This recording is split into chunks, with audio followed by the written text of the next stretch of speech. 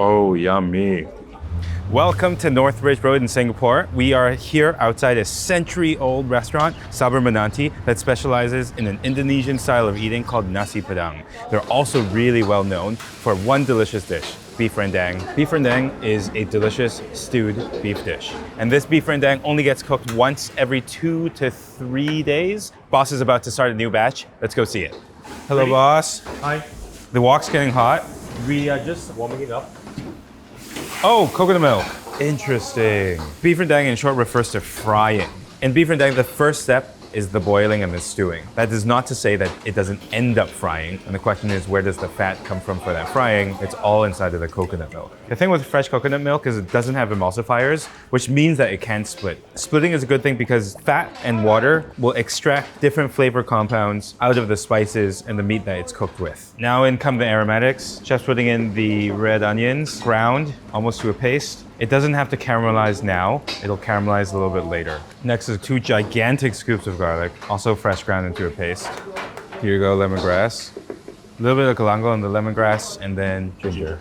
Gorgeous. That's a very strong base. If you were to take a scoop out of this right now, it would be disgusting.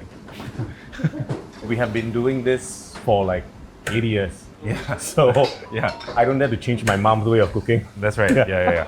Not while she's still sitting outside watching you do it, you know? So these are dried chilies that have been rehydrated and then ground into a paste. So this dried chili powder, as opposed to the chili paste, is a lot more floral. Now the rest of the whole spices, kasha, some Asian cinnamon, green cardamom. All of these whole spices are going to leach out their flavor a little bit more slowly. Cloves for a little bit of that warming spice, and star anise for that signature licorice type of thing. It's a very generous amount of spices. You know what the craziest thing about seasoning rendang is? This amount of liquid is basically going to disappear by the end of the cooking process, which means that the moisture will go away, but the salt and the seasoning will stay. You kind of have to predict how it's going to taste like a couple hours from now when you start the seasoning process this early. But you can't just season at the end. If you season at the end, it's not going to be flavorful now. Come here. Look at this. See how it says pepper? It's not pepper. It's mom's secret seasoning that she makes at home. I can smell clove, and I think I can smell nutmeg, but there are a bunch of other things I cannot identify. Her son doesn't know the recipe. The employees don't know the recipe. This is a 3rd generation, century-old restaurant, but there are some things that are still kept under lock and key.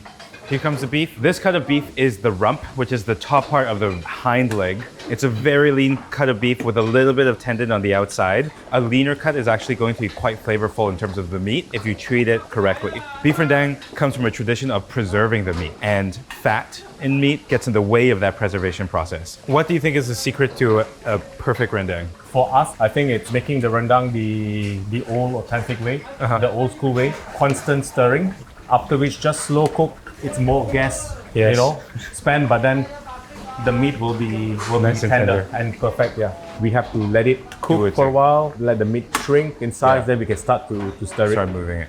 In Western cooking, the first step to a braise or a stew is oftentimes to brown the aromatics and to brown that meat, to generate that Maillard reaction and that caramelization that's going to provide the depth of flavor for the stew. In beef rendang, the opposite is what happens. It's a braise or a boil or a stew first before you do that frying to achieve that caramelization. Caramelization is when sugar turns into caramel and you develop all these wonderful deep brown flavors. Second is the Maillard reaction, which is when proteins interact with sugar at temperature and produce additional flavor compounds. In beef rendang, the danger obviously is caramelization and these Maillard reactions happen at temperatures that get close to burning. If you are not stirring and you're not paying attention, the beef rendang can easily burn, which is again why this dish is such a labor of attention and a labor of love. Progress report. Middle of lunch rush, heating up more things, but the rendang has been cooking for about 2.5 hours and it looks significantly darker in color. The beef has started to contract, a little bit of caramelization happening on the outside with bubbling. All of the spices have warmed up. They're soaking in that liquid, building a lot of layers of flavor. Can we go outside, take a look at what nasi padang is all Yes. about? Let's go. Oh, look at this. Look at the colors. Look at the textures. When you order nasi padang, you have to try a little bit of every dish. Nasi padang, which is from Sumatra. If you are from the highlands, then you have a bit more of meat. Right. If you are in the coastal, then you have a bit more of seafood. And you have both here. We have both here. Yeah. Yeah. So when you go to Padang, it is not called nasi padang. It's just called food. rice. Yeah, Mixed right, rice. yeah. Yeah. The essential of nasi padang is, of course, the beef rendang. Yes. The ayam kalio, which is Chicken. chicken. This is the grilled chicken, which we grill it over Yes. charcoal. Mackerel. This is one of our most popular dish. Oh yeah. The sambal sotong. That looks so good. The pucuk ubi, which is tapioca leaf. We might take it for granted that, oh, nasi padang always has all these colors and all this variation, that, oh, this is just the way that it is. Yeah, But you yeah. guys start cooking 5 or 6 in the morning for this stuff. No, we start at 4. The process of cooking is very tedious for nasi padang, very flavorful. Some people do not understand the amount of effort and Right. time Yeah. that we put into prepare such Yeah. dishes. Sabar Menanti is one of the oldest restaurants that we have visited here in Singapore. It started it off as a road stall in the classic Nasi Padang street. Over time, it's moved, switched hands between the different generations, but stayed within the same family. Now, Ish is running it as a third generation owner in conjunction with his mom and his uncle, the second generation owners, who are still here every single day watching the beef rendang. Come closer and take a look. This is what I mean by the total separation. You can see the particulates of the coconut milk come out, and you can see that the oil has totally separated out. The oil is going to be extracting different polyphenols, different flavor compounds that when it is emulsified, it will not be able to do. This is when that depth of flavor is being built. When you see the side of the wok, this is the sign of the caramelization, but also a sign that this could easily burn, which is why at this stage, it's pretty critical to keep it moving and moving and moving.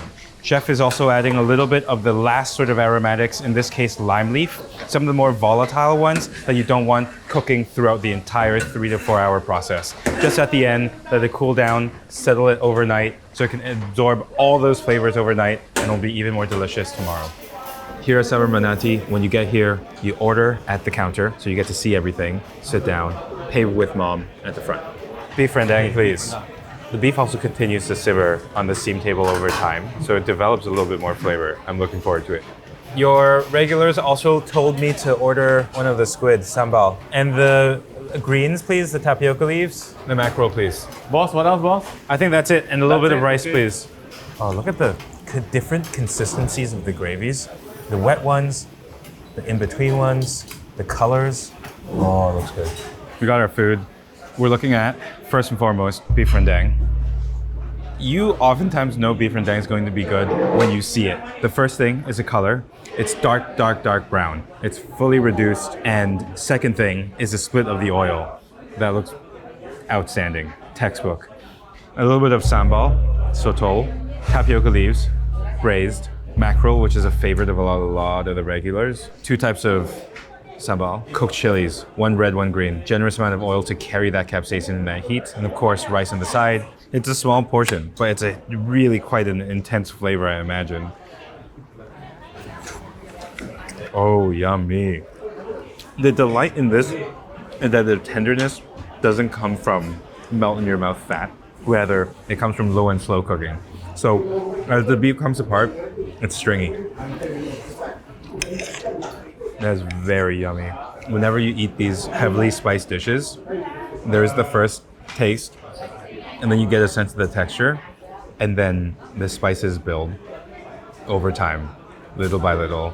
First, the warming spice, the cloves and the cardamoms in question, the cinnamons, and then some of those floral notes begin to hit you, but then also the capsaicin, the spice begins to build from the chili peppers. This is caramelized onions paste with lemongrass, ginger, and galangal. And all of that sweetness is inherent in the vegetable itself, but it can only be accessed after it's been cooked and been reduced properly to build that layer of flavor. If you took this off the stove too quickly, it would not have these echoes of flavor. You see that stringiness is not a bad thing. Of course, this would be gooey if you cooked it with beef belly or short rib, but with this cut the traditional way, it is still so delicious. Tapioca leaves to quell a little bit of that heat.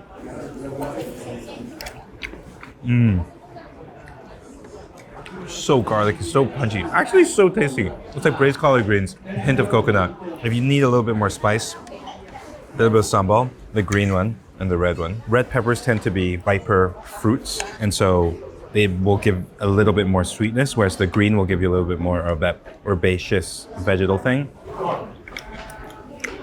Not aggressive at all, but really nice complement to everything. Have a little bit of this. Sambal sotol. I like it this way. I've had this dish quite a few times, and oftentimes it can come out almost rendangy, deep, very, very dry, but the sambal here is so fresh. Wow. I love that. Wait a second. Let's got a little bit of that coconut oil thing going, but the first taste is the rainbow of fresh pepper, nightshade flavor profile. This is almost like a romesco, but it has all this wonderful light fruit sweetness. Some onions, lemongrass probably. It's almost outshining the rendang. Oh my god. Very, very, very good. So here's a charcoal grilled mackerel. Very deep flavor. Yummy. Really intense flavor. Almost gamey. A fish could be gamey. I mean, it's an ocean fish. Big bloodline. This seems very much a local taste. These are one of my favorite bites I've had in Southeast Asia, for sure. This is not the first time I've had nasi padang, but this is the first time I've had nasi padang where I've seen such clarity of the chef's vision and almost their philosophy. Their approach to every single dish seems to absorb all the influences that Singapore is known for. I know that Indonesians coming from Indonesia to Singapore to eat nasi padang, and they feel that sense of authenticity. But for me as a foreigner, as a tourist basically, I still see that clarity and that they approach every single dish with different intentions, with their own recipes and their own flavor profiles. The techniques are incredible. We've just started the adventure of understanding everything on that buffet line. You can't come to Singapore without trying nasi padang, especially because it is such a great way to start to understand a lot of the Indonesian influences through Malay cooking that ended up here in Singapore. Sabar Menanti is an incredible example, 100 years worth of that style and philosophy of cooking.